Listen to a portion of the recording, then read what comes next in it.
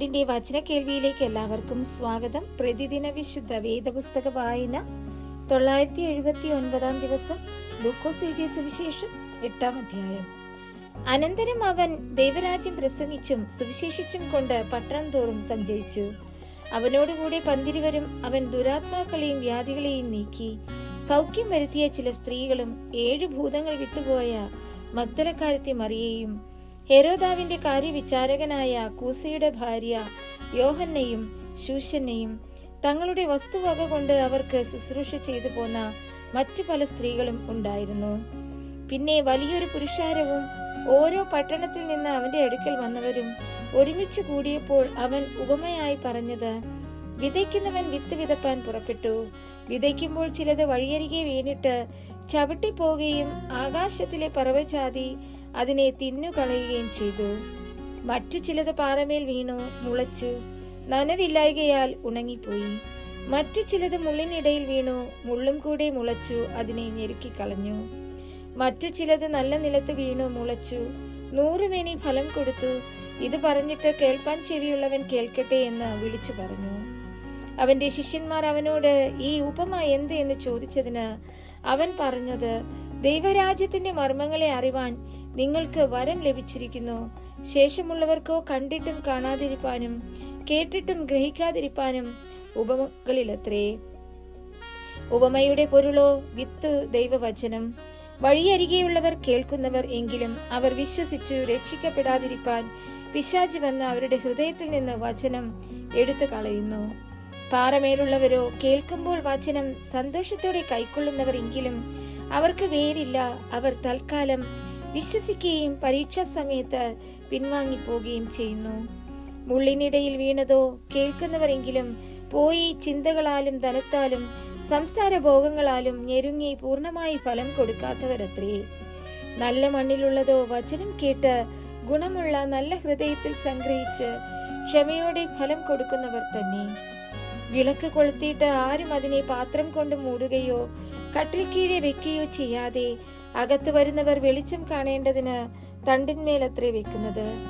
വെളിപ്പെടാതെ ഗൂഢമായതൊന്നുമില്ല, പ്രസിദ്ധമായി വെളിച്ചത്ത് വരാതെ മറവായിരിക്കുന്നതും ഒന്നുമില്ല.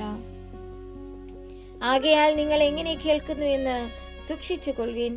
ഉള്ളവന് കിട്ടും, ഇല്ലാത്തവനോട് ഉണ്ട് എന്ന് തോന്നുന്നതും കൂടെ എടുത്തു കളയും. അവന്റെ അമ്മയും സഹോദരന്മാരും അവന്റെ അടുക്കൽ വന്നു. പുരുഷാര നിമിത്തം അവനോട് അടുപ്പാൻ കഴിഞ്ഞില്ല. നിന്റെ അമ്മയും സഹോദരന്മാരും നിന്നെ കാണുവാൻ ഇച്ഛിച്ചുകൊണ്ട് പുറത്തു നിൽക്കുന്നു എന്ന് ചിലർ അവനോട് അറിയിച്ചു. അവരോട് അവൻ, എന്റെ അമ്മയും സഹോദരന്മാരും ദൈവവചനം കേട്ട് ചെയ്യുന്നവരത്രേ എന്ന് ഉത്തരം പറഞ്ഞു. ഒരു ദിവസം അവൻ ശിഷ്യന്മാരുമായി പടകിൽ കയറി, നാം തടാകത്തിന്റെ അക്കരെ പോക എന്ന് അവരോട് പറഞ്ഞു. അവർ നീക്കി ഓടുമ്പോൾ അവൻ ഉറങ്ങിപ്പോയി. തടാകത്തിൽ ഒരു ചുഴലിക്കാറ്റ് ഉണ്ടായി. പടകിൽ വെള്ളം നിറഞ്ഞിട്ട് അവർ പ്രാണഭയത്തിലായി. അടുക്കെ ചെന്നു, നാഥ നാഥ, ഞങ്ങൾ നശിച്ചു പോകുന്നു എന്ന് പറഞ്ഞ് അവനെ ഉണർത്തി. അവൻ എഴുന്നേറ്റ് കാറ്റിനെയും വെള്ളത്തിന്റെ കോപത്തെയും ശാസിച്ചു. അവ അമർന്ന് ശാന്തത ഉണ്ടായി. പിന്നെ അവരോട്, നിങ്ങളുടെ വിശ്വാസം എവിടെ എന്ന് പറഞ്ഞു. അവരോ ഭയപ്പെട്ടു. ഇവൻ ആർ? അവൻ കാറ്റിനോടും വെള്ളത്തോടും കൽപ്പിക്കുകയും അവ അനുസരിക്കുകയും ചെയ്യുന്നു എന്ന് തമ്മിൽ പറഞ്ഞ് ആശ്ചര്യപ്പെട്ടു. അവർ ഗലീലയ്ക്ക് നേരെയുള്ള ഗരസേന്യ ദേശത്ത് അണഞ്ഞു.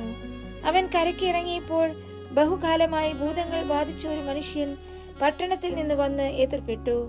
അവൻ ബഹുകാലമായി വസ്ത്രം ധരിക്കാതെയും വീട്ടിൽ പാർക്കാതെയും ശവക്കല്ലറുകളിൽ അത്രയായിരുന്നു.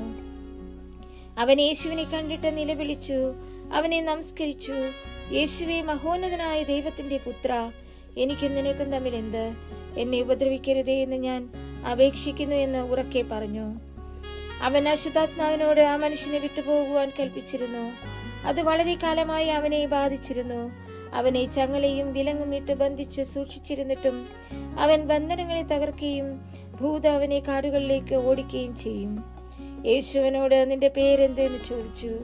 അനേകം ഭൂതങ്ങൾ അവനെ ബാധിച്ചിരുന്നത് കൊണ്ട് ലെഗ്യോൻ എന്ന് അവൻ പറഞ്ഞു. പാതാളത്തിലേക്ക് പോകുവാൻ കൽപ്പിക്കരുത് എന്ന് അവ അവനോട് അപേക്ഷിച്ചു. അവിടെ മലയിൽ വലിയൊരു പന്നിക്കൂട്ടം മേഞ്ഞുകൊണ്ടിരുന്നു. അവയിൽ കടപ്പാൻ അനുവാദം തരയണമെന്ന് അവനോട് അപേക്ഷിച്ചു. അവൻ അനുവാദം കൊടുത്തു.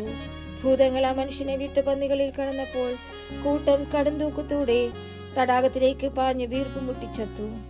ഈ സംഭവിച്ചത് മേയ്ക്കുന്നവർ കണ്ടിട്ട് ഓടിപ്പോയി പട്ടണത്തിലും നാട്ടിലും അറിയിച്ചു. സംഭവിച്ചത് കാണുവാൻ അവർ പുറപ്പെട്ടു യേശുവിന്റെ അടുക്കൽ വന്നു. ഭൂതങ്ങൾ വിട്ടുപോയ മനുഷ്യൻ വസ്ത്രം ധരിച്ചും സുബോധം പൂണ്ടും യേശുവിന്റെ കാൽക്കൽ ഇരിക്കുന്നത് കണ്ട് ഭയപ്പെട്ടു.